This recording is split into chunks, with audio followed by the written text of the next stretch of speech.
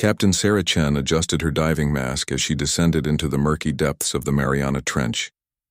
The submersible's lights cut through the darkness, revealing the strange landscape of the ocean floor. She had been exploring these depths for 3 years now, mapping unknown territories for the Deep Ocean Research Institute. Another day, another dive into the abyss, she muttered to herself, checking her oxygen levels. The pressure gauge showed normal readings, and her small research vessel hummed quietly around her. Sarah had always been different from other marine biologists.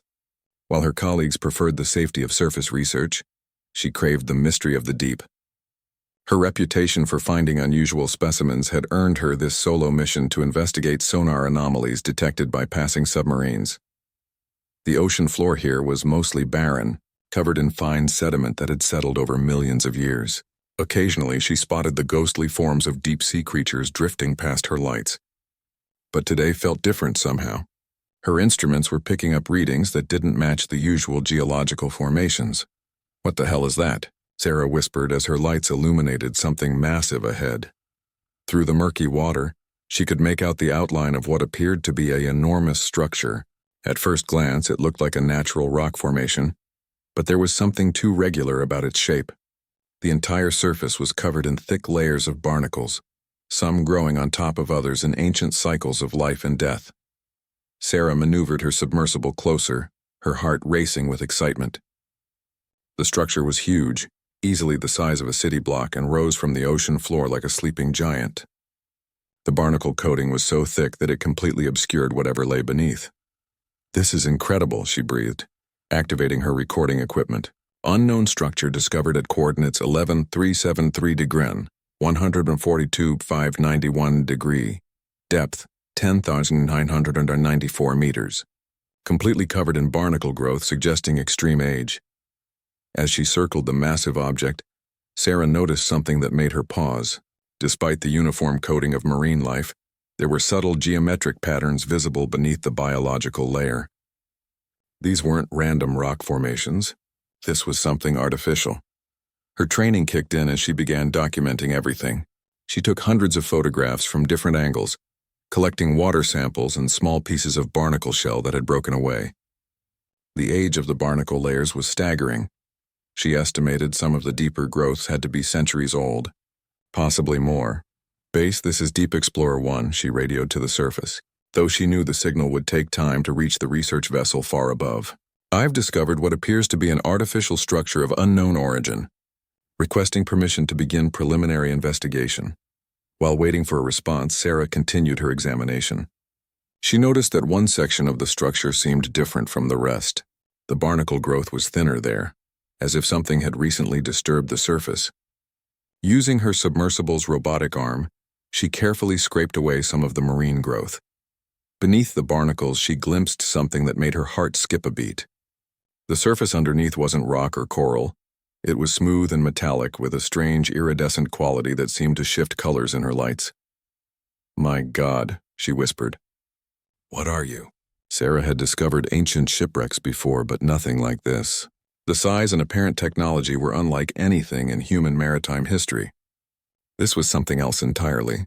Something that had been lying forgotten on the ocean floor for longer than human civilization had existed. The response from her base station finally crackled through her radio. "Permission granted. Explorer 1. Exercise extreme caution and document everything. Additional support vessels are being dispatched to your location."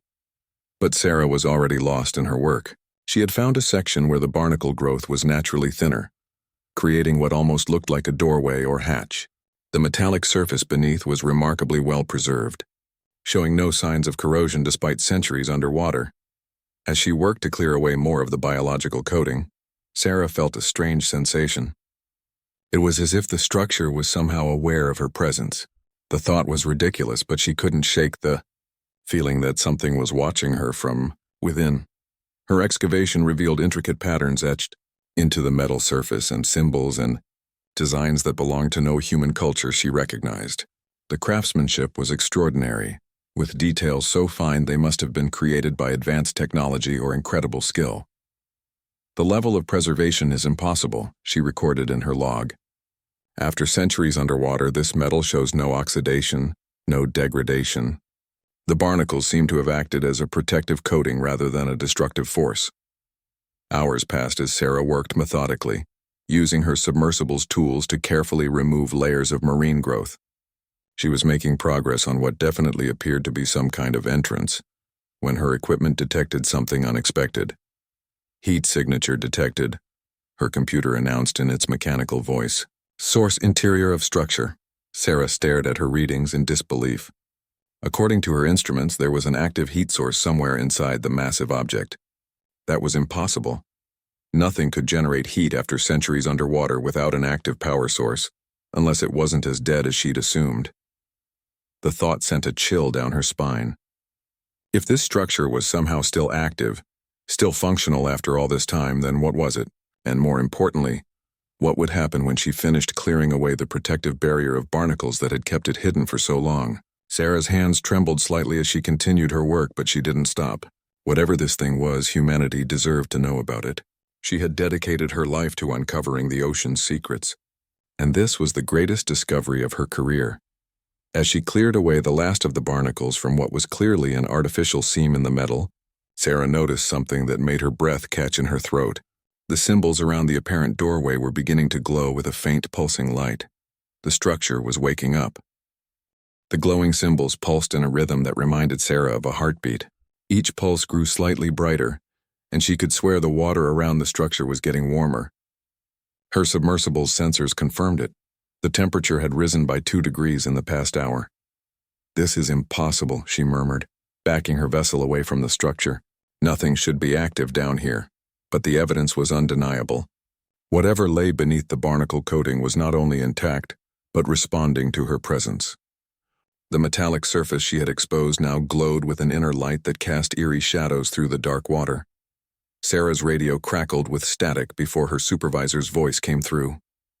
"Explorer 1, we're tracking unusual energy readings from your location. Are you experiencing any equipment malfunctions?" "Negative, base. The readings are accurate. The structure is generating power and responding to external stimuli." Sarah kept her voice steady despite her racing heart. "I've never seen anything like this." As she spoke, more sections of the massive object began to show signs of activity. Lines of light traced geometric patterns across the surface, following pathways that had been hidden beneath centuries of marine growth. The barnacles themselves seemed to be reacting to the energy, many of them releasing their grip and falling away in clouds of debris. "Sarah, you need to maintain safe distance until the support team arrives," came the concerned voice of Dr. Martinez, the expedition leader. "We don't know what we're dealing with here." But Sarah was transfixed by what she was witnessing. This wasn't just an ancient artifact. It was a machine, and it was waking up after what must have been centuries of dormancy. The scientific implications were staggering. "I'm maintaining position," she replied, though she edged her submersible closer rather than farther away. "The activity appears to be a response to my clearing the access point. Whatever this is, it's been waiting." More barnacles fell away as energy coursed through the structure's systems. Sarah could see that the object was much larger than she had initially estimated. It extended deep into the ocean floor, and what she had taken for natural rock formations nearby were actually additional sections of the same massive construct. The symbols around the cleared entrance area were now blazing with light, and Sarah noticed something that made her gasp. The patterns weren't random. They were responding to her movements. When she maneuvered left, certain symbols brightened. When she moved right, others took prominence. "It's scanning me," she realized aloud. "The damn thing is analyzing my submersible." A low vibration began to resonate through the water, so deep that Sarah felt it in her bones rather than heard it. Her instruments showed the sound was coming from multiple points within the structure, as if massive machinery was slowly coming online after an impossibly long sleep. Then, without warning, the entrance she had been working to clear began to open. The barnacle-encrusted seam widened with surprising smoothness, revealing an interior that glowed with the same ethereal light as the symbols. Water rushed into the opening, but instead of the chaotic turbulence Sarah expected, the flow was controlled and gentle. "Base, the structure is opening," she reported, her voice tight with excitement and fear. "There's an accessible interior space. Requesting permission to investigate." "Absolutely not." Dr. Martinez's response was immediate. "Maintain your position and wait for backup. This is completely unprecedented. but Sarah was already moving. Her years of solo deep-sea exploration had taught her to trust her instincts, and every instinct she had was screaming that this was the opportunity of a lifetime. Whatever intelligence had built this structure had been waiting centuries for someone to find it. As her submersible approached the opening, more lights activated within the structure. She could see that the interior was vast, with corridors and chambers that stretched far beyond her light's reach. The architecture was like nothing she had ever seen, flowing curves and organic shapes that somehow managed to convey both alien beauty and technological sophistication. "The design is incredible," she whispered into her recorder. "This isn't just a machine, it's art. Whoever built this had an aesthetic sense completely different from human engineering." Her submersible's sensors detected no dangerous gases or radiation, and the water flow remained stable. Taking a deep breath, Sarah piloted her vessel through the entrance and into the heart of the ancient structure. The interior was even more magnificent than the exterior had suggested. Bioluminescent panels lined the walls, providing gentle illumination that revealed intricate murals and flowing script in the same unknown language she had seen outside. The passages were wide enough for her submersible but seemed designed for something larger. As she moved deeper into the structure, Sarah noticed something peculiar. While the exterior had been covered in centuries of marine growth, the interior was completely clean. No barnacles, no algae, no sign that ocean water had ever penetrated these spaces before today. "Environmental controls," she breathed. "This thing has been maintaining itself internally, while allowing the exterior to be colonized by marine life. It's been hiding in plain sight." The main corridor opened into a vast central chamber that took Sarah's breath away. The space was enormous, easily large enough to hold a football stadium. The walls curved upward to form a dome, and every surface was covered in the flowing script and beautiful artistic representations of star systems and cosmic phenomena. But what drew her attention most was the object at the center of the chamber, a raised platform, surrounded by what could only be control systems. The technology was clearly advanced beyond anything human science had achieved, but there was something hauntingly familiar about the basic design principles. As Sarah approached the central platform, her presence triggered another response from the structure. The lights brightened and a low harmonic tone filled the water around her. Then something extraordinary happened.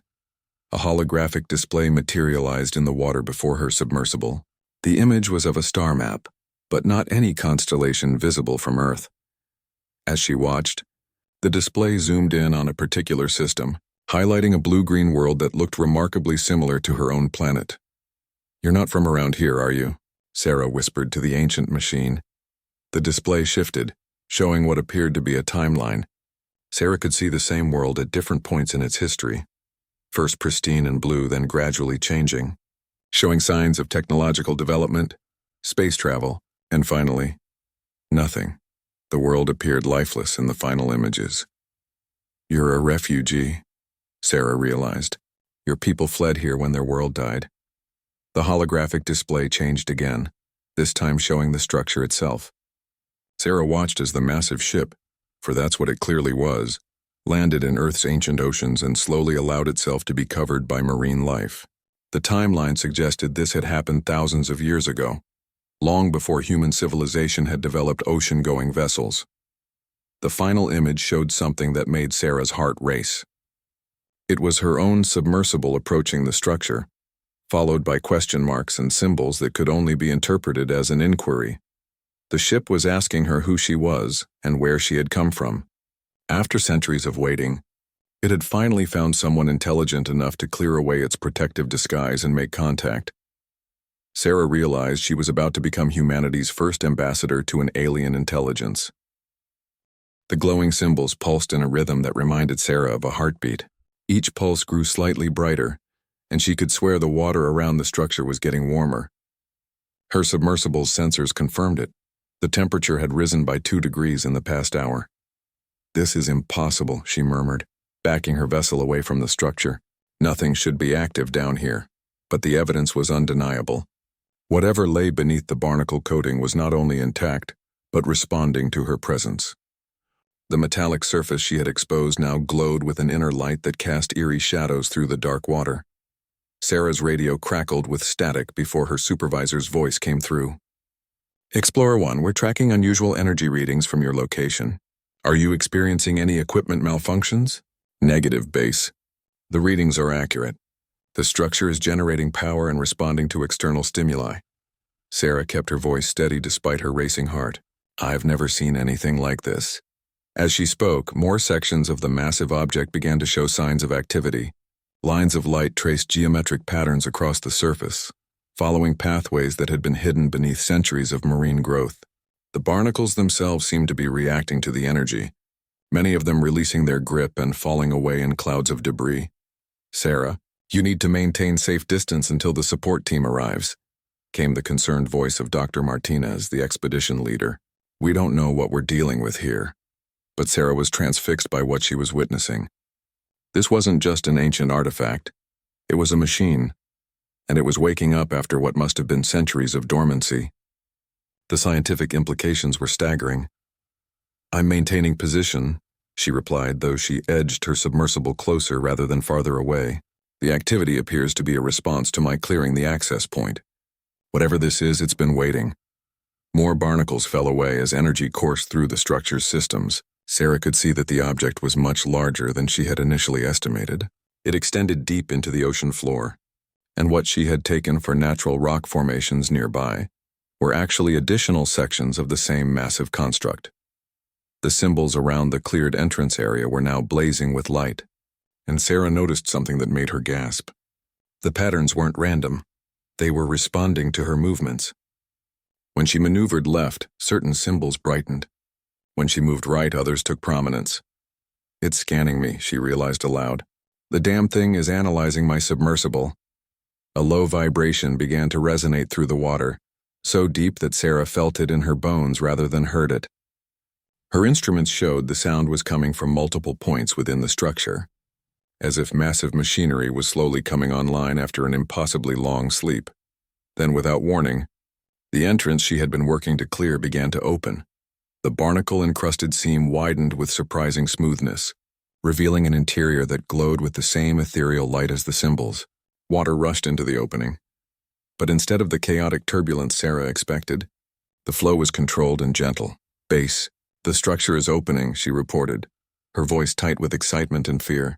There's an accessible interior space. Requesting permission to investigate. Absolutely not. Dr. Martinez's response was immediate. Maintain your position and wait for backup. This is completely unprecedented. But Sarah was already moving. Her years of solo deep-sea exploration had taught her to trust her instincts, and every instinct she had was screaming that this was the opportunity of a lifetime. Whatever intelligence had built this structure had been waiting centuries for someone to find it. As her submersible approached the opening, more lights activated within the structure. She could see that the interior was vast, with corridors and chambers that stretched far beyond her light's reach. The architecture was like nothing she had ever seen, flowing curves and organic shapes that somehow managed to convey both alien beauty and technological sophistication. The design is incredible, she whispered into her recorder. This isn't just a machine, it's art. Whoever built this had an aesthetic sense completely different from human engineering. Her submersible's sensors detected no dangerous gases or radiation, and the water flow remained stable. Taking a deep breath, Sarah piloted her vessel through the entrance and into the heart of the ancient structure. The interior was even more magnificent than the exterior had suggested. Bioluminescent panels lined the walls, providing gentle illumination that revealed intricate murals and flowing script in the same unknown language she had seen outside. The passages were wide enough for her submersible but seemed designed for something larger. As she moved deeper into the structure, Sarah noticed something peculiar. While the exterior had been covered in centuries of marine growth, the interior was completely clean. No barnacles, no algae, no sign that ocean water had ever penetrated these spaces before today. Environmental controls, she breathed. This thing has been maintaining itself internally, while allowing the exterior to be colonized by marine life. It's been hiding in plain sight. The main corridor opened into a vast central chamber that took Sarah's breath away. The space was enormous, easily large enough to hold a football stadium. The walls curved upward to form a dome, and every surface was covered in the flowing script and beautiful artistic representations of star systems and cosmic phenomena. But what drew her attention most was the object at the center of the chamber, a raised platform, surrounded by what could only be control systems. The technology was clearly advanced beyond anything human science had achieved, but there was something hauntingly familiar about the basic design principles. As Sarah approached the central platform, her presence triggered another response from the structure. The lights brightened and a low harmonic tone filled the water around her. Then something extraordinary happened. A holographic display materialized in the water before her submersible. The image was of a star map, but not any constellation visible from Earth. As she watched, the display zoomed in on a particular system, highlighting a blue-green world that looked remarkably similar to her own planet. "You're not from around here, are you?" Sarah whispered to the ancient machine. The display shifted, showing what appeared to be a timeline. Sarah could see the same world at different points in its history, first pristine and blue, then gradually changing, showing signs of technological development, space travel, and finally, nothing. The world appeared lifeless in the final images. "You're a refugee," Sarah realized. "Your people fled here when their world died."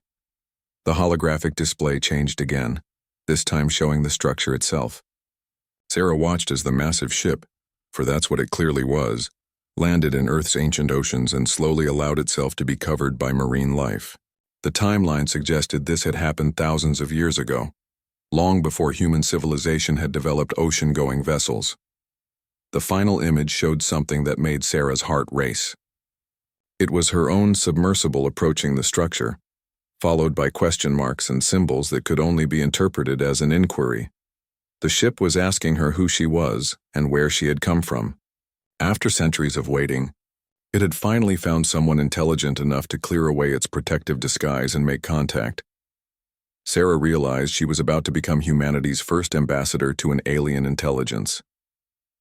Sarah sat in her submersible for what felt like hours, contemplating the magnitude of the decision before her. The alien ship waited patiently around her, its systems humming with barely contained power. Somewhere within this vast structure, beings who had traveled between the stars lay in suspended animation, waiting for someone worthy to wake them. The responsibility was overwhelming. This wasn't just a matter of scientific discovery, it was a choice that could alter the course of human history. If these aliens had been observing humanity for millennia, they had seen both the best and worst of what her species had to offer. "They chose to trust us," Sarah said aloud, her voice echoing strangely in the water-filled chamber. "After watching us for thousands of years, they decided we might be worth saving." She thought about all the human explorers who had come before her, the sailors who had ventured into unknown seas, the astronauts who had risked everything to reach for the stars, the countless scientists and adventurers who had pushed the boundaries of human knowledge simply because they couldn't resist the call of the unknown. That drive, that refusal to accept limitations, was apparently what set humanity apart from every other species the aliens had encountered.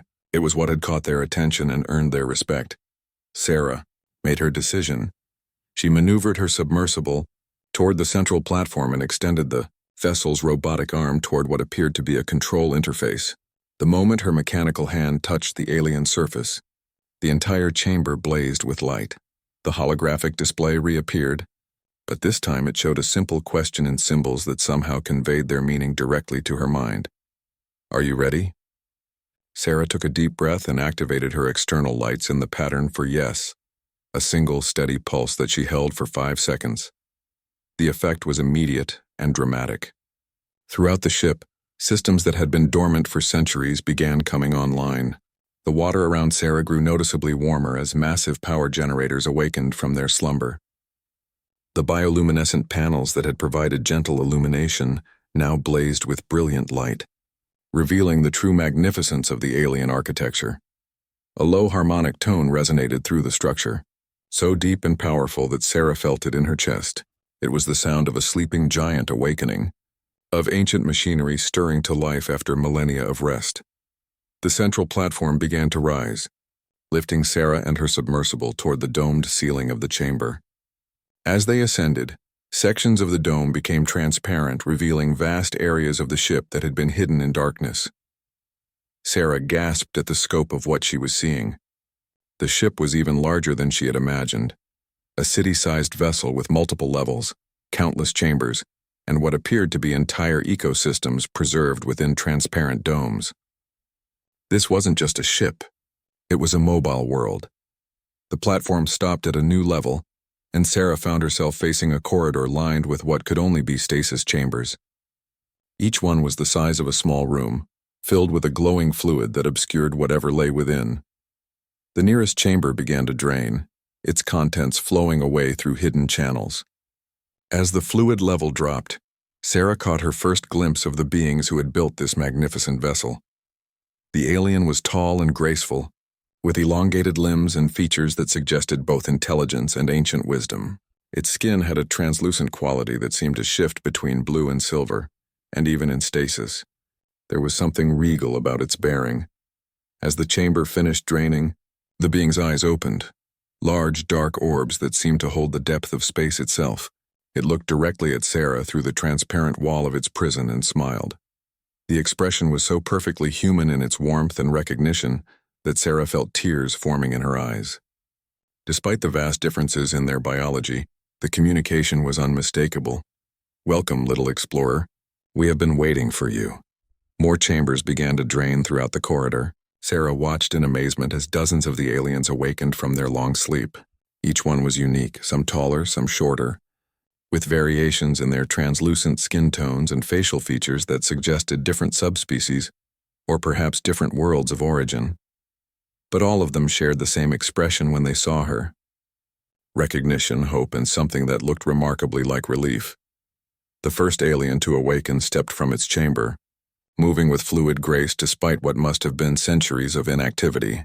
It approached Sarah's submersible and placed one elongated hand against the transparent hull. The moment of contact sent a shock of something through Sarah's mind. Suddenly she could understand them, not just their words but their thoughts and emotions.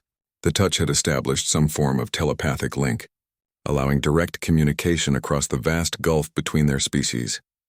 "Greetings, young traveler." The alien's voice resonated in her mind, warm and musical. "I am Kethvar, navigator of the deep currents and keeper of the star roads. We have watched your kind with great interest."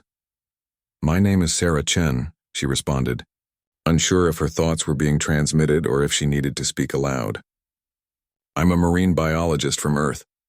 The alien's smile widened and Sarah felt a wave of gentle amusement from the being. "We know who you are, Sarah Chen. We have been watching your progress since you first entered our waters. You have done something remarkable today." Other aliens were emerging from their chambers now, gathering around Sarah's submersible with expressions of curiosity and wonder. She felt their thoughts brushing against hers, not intrusively but like gentle waves lapping at the shore of her consciousness. "What have I done?" Sarah asked. "You have reminded us why we began this journey in the first place," Kethvar replied. "When we arrived at your world, we were a dying people. Not because our bodies were failing, but because our spirits had grown tired. We had explored so much, learned so much that we forgot the joy of discovery." Another alien stepped forward, this one smaller than Kethvar but with the same regal bearing. "I am Silthera, chronicler of worlds and keeper of stories. For 1,000 years we have watched species rise and fall, and always they follow the same pattern. They reach for the stars, achieve great things, and then they stop.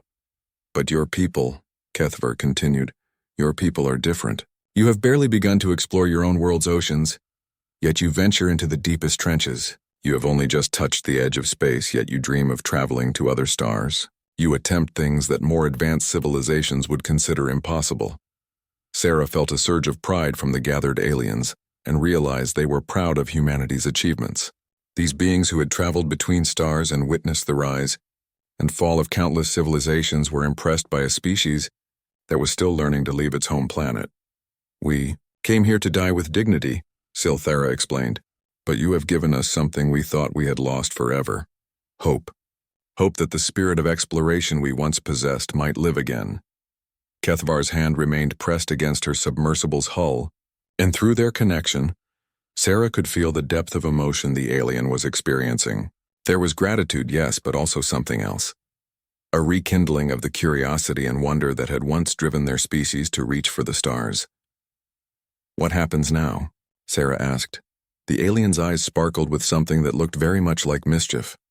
"Now, Sarah Chen of the deep waters, We begin the greatest collaboration in the history of both our species. We have knowledge that spans the galaxy, but we have forgotten how to use it to reach for new horizons. And we, Silthara added, have much to learn from a people who still remember how to dream the impossible. Sarah realized that her discovery had changed everything. Humanity was no longer alone in the universe, and they had gained not just alien contact, but alien allies who saw in humanity something worth preserving and nurturing. The real adventure was just beginning. Over the following hours, Sarah found herself at the center of the most extraordinary cultural exchange in human history.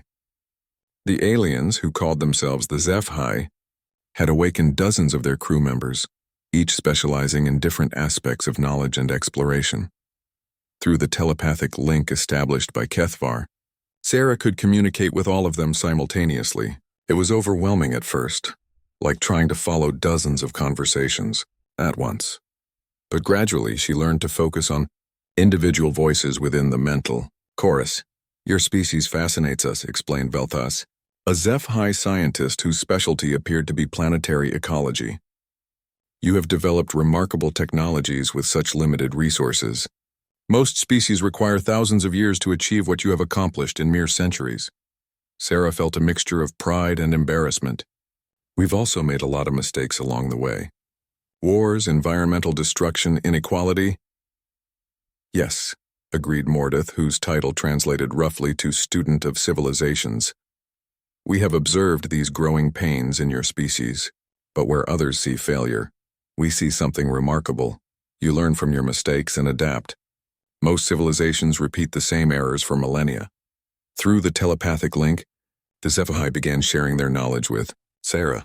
Not by downloading information directly into her mind, they were careful to respect her mental boundaries, but by showing her holographic representations of their discoveries. Sarah watched in amazement as they demonstrated technologies that seemed like magic, ships that could traverse the space between stars in weeks rather than centuries, energy sources that could power entire civilizations without depleting natural resources, medical techniques that could repair damage at the cellular level and extend lifespans indefinitely.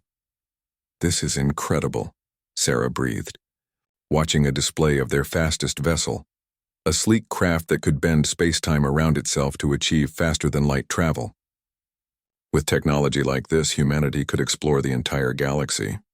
Indeed, Kethvar agreed. But that is not what excites us most about sharing this knowledge with your people. Sarah looked puzzled. What do you mean? Silthara stepped forward, her thoughts tinged with excitement. Observe what we did with these technologies, Sarah Chen. We mapped every star system within 1,000 light-years. We cataloged millions of species. We established trade routes and communication networks spanning half the galaxy. That sounds amazing, Sarah said. It was, Mordeth continued, for a time.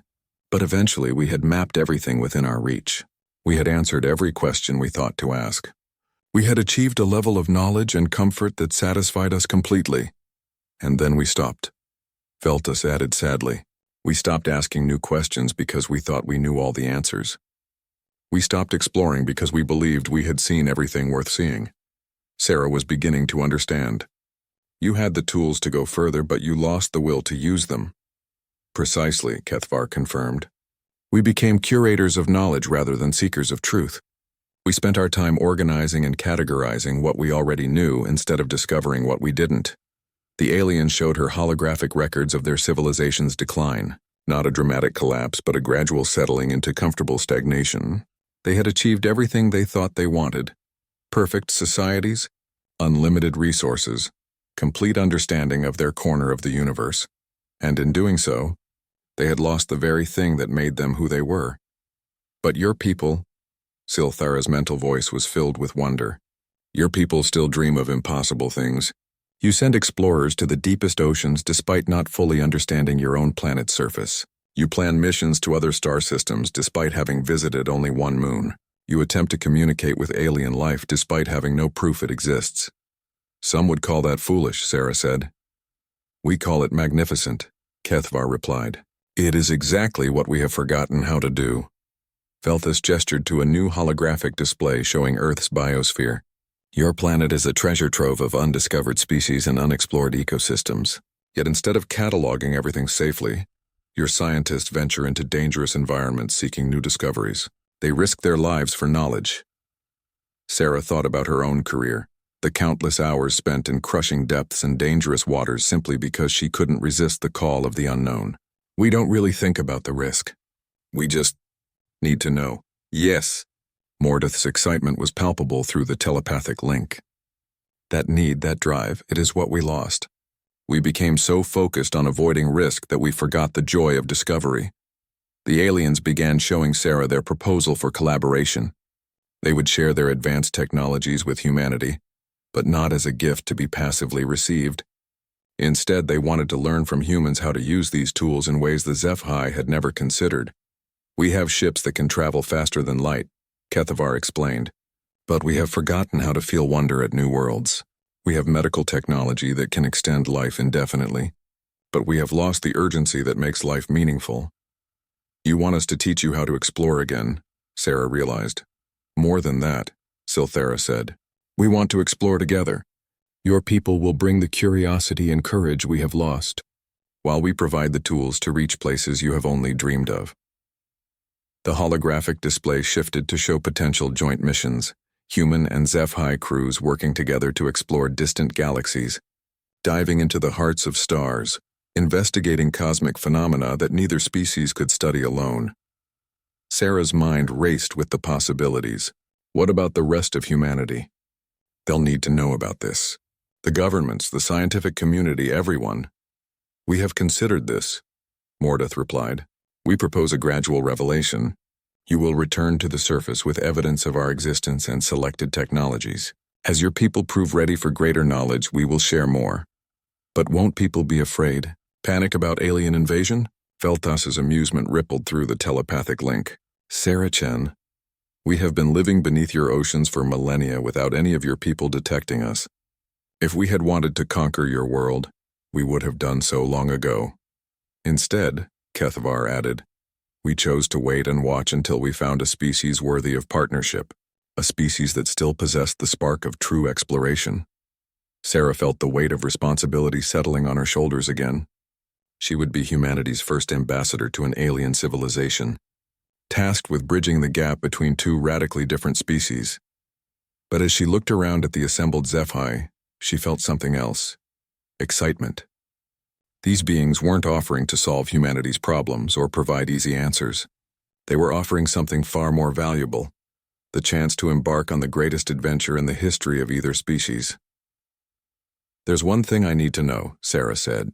Why me? Out of all the humans you've observed, why did you wait for me to find you? Kethavar's mental smile was warm and knowing. Because, Sarah Chen, you are a perfect example of what we find most admirable about your species. When faced with a mystery covered in centuries of growth, most beings would catalog it and move on. You could not rest until you had uncovered the truth. Even when it meant risking your safety, Silthara added, even when you were ordered to wait for backup, you chose discovery over caution. That courage, that irrepressible need to know, that is what will save both our species from stagnation. Sarah looked around the vast chamber, at the aliens who had traveled between stars and chosen to place their hope in humanity. The partnership they were offering would change everything, for both species. The question now was whether humanity would be ready for what came next.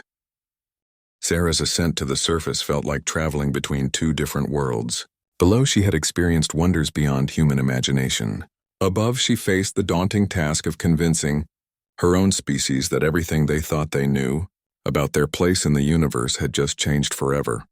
The HFY had provided her with more than just memories and stories. Her submersible storage compartments now contained small samples of their technology, materials that human science couldn't create, devices that operated on principles Earth's physicists had only theorized about, and most importantly, a communication device that would allow ongoing contact with Kethavar and his people. As she breached the surface and saw the research vessel waiting above, Sarah realized her biggest challenge wouldn't be proving that alien life existed. It would be convincing humanity that they were worthy of the partnership being offered. Explorer 1. This is Base. We've been tracking some incredible energy readings from your location. Report your status immediately. Dr. Martinez's voice crackled over the radio, tight with worry and excitement. Base, this is Explorer 1. I'm ascending to the surface with significant findings. Request immediate secure communication with the expedition leaders and prepare for emergency protocols. The response was immediate. Understood, Explorer 1. We're bringing you aboard for debriefing. Sarah, what the hell happened down there? As her submersible was winched aboard the research vessel, Sarah could see the entire crew gathered on deck. Word had already spread that something extraordinary had occurred. The energy readings alone had been enough to convince everyone that this was more than just another deep-sea discovery. Dr. Martinez was waiting for her as the submersible was secured. Sarah, the readings we detected were off the charts. What did you find? Sarah took a deep breath as she climbed out of her vessel. We need to gather the senior staff immediately. What I'm about to tell you will change everything we know about Earth's history and humanity's future. An hour later, Sarah sat in the ship's main laboratory surrounded by the expedition's lead scientists, the vessel's captain, and several military advisors who had been brought in when the energy readings first appeared. She had arranged the alien artifacts on the central table, where they glowed with their own inner light. Before I begin, Sarah said, I need everyone to understand that what I'm about to share with you is not speculation or theory. These are facts confirmed through direct contact and communication. Dr. Martinez leaned forward, studying the glowing objects. Sarah, these materials, they're not showing up on any of our scanners. What are they made of? They're made of elements that exist in our periodic table, but arranged in ways our current technology cannot achieve, Sarah replied. They were created by a civilization that has been living beneath our oceans for thousands of years. The silence that followed was deafening. Captain Rogers, a veteran naval officer, was the first to speak. Are you saying there are people living down there? Not people as we understand them, but intelligent beings. They call themselves the HFY, and they've been watching human civilization develop since before we learned to cross oceans. Sarah activated the communication device Kethavar had given her. Immediately, a holographic display materialized above the table, showing the alien navigator himself. The reaction from the assembled humans was instant. Several people stepped back in shock, while others leaned forward in fascination. Greetings. Kethavar's voice filled the room. Though his lips didn't move, the translation was happening directly in their minds. I am honored to make contact with Sarah Chen's colleagues. Dr. Martinez nearly fell out of his chair. This is impossible. I'm hearing his voice, but it's not coming through the speakers. The HFY communicate telepathically, Sarah explained. But they've learned to modulate their mental projections so we can understand them. Professor Williams, the expedition's xenobiologist, was staring at Kethavar with scientific fascination overriding his shock. The biological structure is completely unlike anything in Earth's evolutionary tree. This being couldn't have evolved on our planet. You are correct, Kethavar confirmed. We came to your world from a star system that no longer exists. Our home was dying, and we sought a place to preserve our knowledge and wait for a species worthy of receiving it. Captain Rogers, ever practical, asked the question everyone was thinking. What do you want from us? Sarah answered before Kethavar could respond. That's the remarkable part. They don't want anything from us in the traditional sense. They want to give us their technology and knowledge, but only if we can help them remember something they've lost. Which is? Dr. Martinez asked. The courage to explore the unknown, Sarah said. The HFY have traveled between stars and witnessed the rise and fall of hundreds of civilizations, but in achieving that level of knowledge, they lost the drive that got them there in the first place. Kethavar's holographic form nodded. Your species possesses something we have observed in no others, the refusal to accept limitations. You attempt what others would consider impossible, and often succeed through sheer determination rather than superior technology. Professor Williams was scribbling notes furiously. You're saying that our technological limitations are actually an advantage? Not the limitations themselves, Kethavar clarified, but your response to them, where other species would wait until they had perfect tools before attempting a task. Humans forge ahead with whatever they have available. Sarah pulled up another holographic display showing some of humanity's greatest achievements. They've been watching us. The first humans to cross oceans in wooden boats. The Wright brothers achieving flight with primitive aircraft. Our space program reaching the moon with computers less powerful than modern calculators. Most species we have observed would consider such attempts suicidal, Kethvar continued. They would wait until they had developed perfect safety measures and foolproof technologies. But humans accept risk as the price of discovery. Dr. Martinez was beginning to understand. You want us to teach you how to take risks again? More than that, Sarah said. They want to explore the universe together. They have the technology to reach other galaxies, but they've lost the wonder that makes exploration meaningful. We have the curiosity and courage, but lack the tools to reach our full potential. The room erupted in excited chatter as the implications sank in.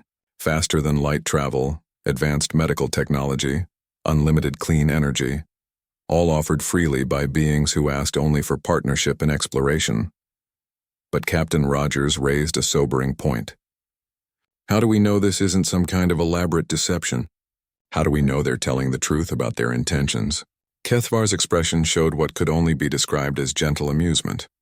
Captain Rogers, we have had the capability to conquer your world for millennia. If that had been our intention, your species would never have developed beyond primitive agriculture. Instead, Sarah added, they chose to hide and wait. They've been protecting Earth's oceans from other alien species who might not be as benevolent. There are others? Professor Williams asked excitedly.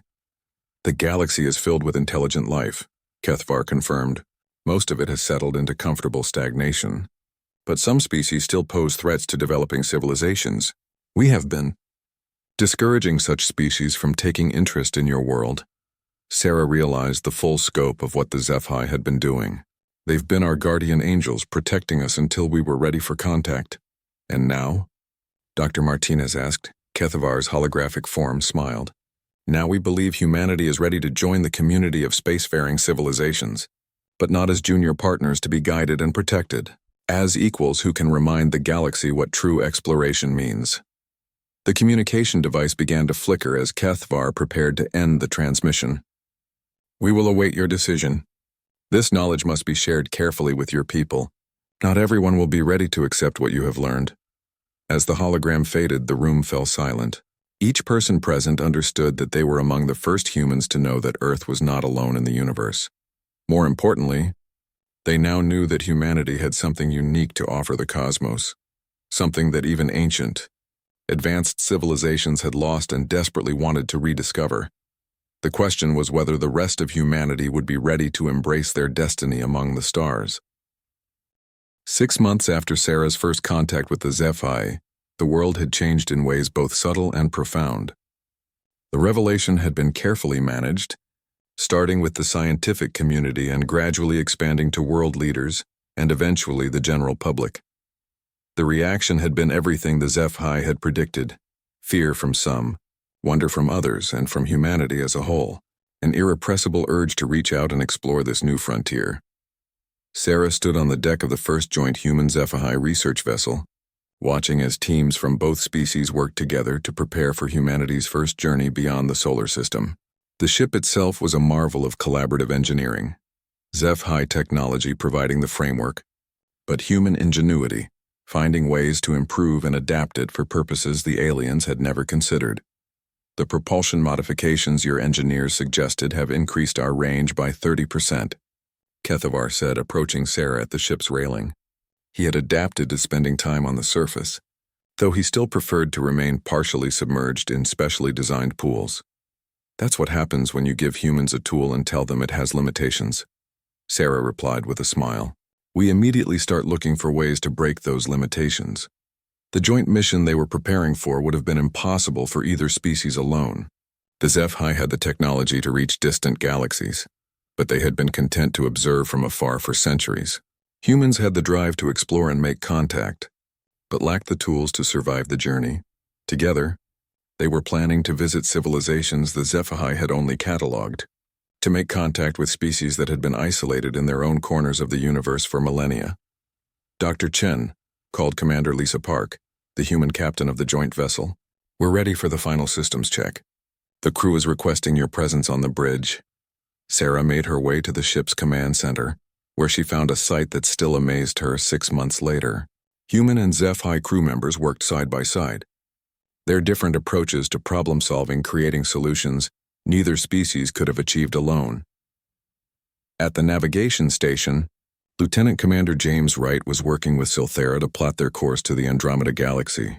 The HFY chronicler had suggested they visit a civilization that had been stagnant for over 1,000 years, while Wright had proposed they approach from an unexpected angle, literally diving through the galaxy's outer rim instead of following established space lanes. The element of surprise might be exactly what they need, Wright was explaining. If they've been stuck in the same patterns for centuries, maybe they need someone to shake things up. Silthera's mental laughter rippled through the bridge. You see, this is precisely what we needed to learn. Where we would have announced our arrival formally and waited for permission to approach, you suggest bursting through their front door unannounced. At the science station, Dr. Emily Foster was collaborating with Velthas on modifications to their exploration protocols. The human xenobiologist had convinced the HFY scientists to completely redesign their survey methods. Your people have been studying civilizations from a distance for so long that you've forgotten the value of cultural immersion, Foster was saying. We need to live among the species we encounter, not just observe them. But the risks, Velthas protested, are exactly what make it worthwhile, Foster finished. How can we understand a civilization if we don't experience their daily lives, their struggles, their celebrations? Sarah watched the interactions with growing pride. The partnership wasn't just about sharing technology. It was about combining two completely different philosophies of exploration. The HFY brought careful planning and vast knowledge, while humans contributed spontaneity and the willingness to take risks. All stations report ready, Commander Park announced. Dr. Chen, would you like to do the honors? Sarah moved to the central command console, where a simple lever would activate the ship's faster-than-light drive. But this wasn't just about pushing a button. It was about taking the next step in human evolution. Bridge to all stations, she announced over the ship's communication system. This is Dr. Sarah Chen. Today marks the beginning of humanity's journey to the stars, but we don't travel alone. We go as partners with the HFY, combining their wisdom with our courage to explore what lies beyond our galaxy. She paused, thinking about the journey that had brought them to this moment. 6 months ago, I was just a marine biologist studying the deep ocean. I thought the greatest discoveries were hidden in Earth's deepest trenches. I was wrong. The greatest discoveries are out there, waiting for beings brave enough to seek them. Sarah's hand hovered over the activation lever. The HFY chose humanity not because we're the most advanced species or the most intelligent or the most peaceful. They chose us because we refuse to accept that anything is impossible. Because when faced with the unknown, our first instinct isn't fear, it's curiosity. Around the bridge, both human and HFY crew members were listening intently. Sarah could feel the telepathic presence of the aliens, their thoughts tinged with anticipation and something that felt remarkably like hope. Every species in the galaxy has reached a point where they stopped pushing forward, Sarah continued. They achieved comfort, security, knowledge, and decided it was enough. But humans have never learned when to quit. We look at a mountain and want to climb it. We see an ocean and want to cross it. We discover alien life and want to become partners with it. She looked around at the assembled crew, humans and aliens working together toward a common goal. Today we carry that spirit beyond our galaxy. We go not as conquerors or even as diplomats, but as explorers. We go to remind civilizations across the universe what it means to dream of impossible things. Sarah pulled the lever. The ship's engines engaged with a sound like singing crystal, and reality bent around them as they entered faster-than-light travel. Through the viewport, stars became streaks of light, then faded entirely as they moved beyond the normal bounds of space-time. But it wasn't the technology that made this moment historic. It was what it represented, the first time in galactic history that a species had chosen to share their greatest achievements not for conquest or profit, but for the simple joy of exploration. Kethavar moved to stand beside Sarah as they watched the universe blur past. Do you know what we told the other HFY who remained in stasis? What? Sarah asked. We told them that we had found a species that still remembered how to hope, he said. A species that looked at the vastness of space and saw not emptiness but possibility. 3 days later, they emerged from faster-than-light travel at the edge of the Andromeda Galaxy. Before them lay 2 trillion stars and countless civilizations that had forgotten what it meant to reach for the impossible. Sarah smiled as she watched human crew members already planning their approach to the nearest inhabited system. They weren't waiting for detailed scans or careful analysis. They were ready to dive in and start making contact immediately. Behind them, the HFY crew was experiencing something they thought they had lost forever: the excitement of true discovery. For the first time in centuries, they didn't know what they would find next, and ahead of them lay the greatest adventure in the history of either species, the chance to remind an entire galaxy that the universe was still full of wonders waiting to be discovered. Humanity had spent millennia dreaming of reaching the stars. Now they were bringing that dream to civilizations that had forgotten how to dream at all. The barnacles had been cleared away, and the ancient ship had awakened, but it turned out the ship wasn't the only thing that had been sleeping. An entire galaxy was about to rediscover what it meant to explore,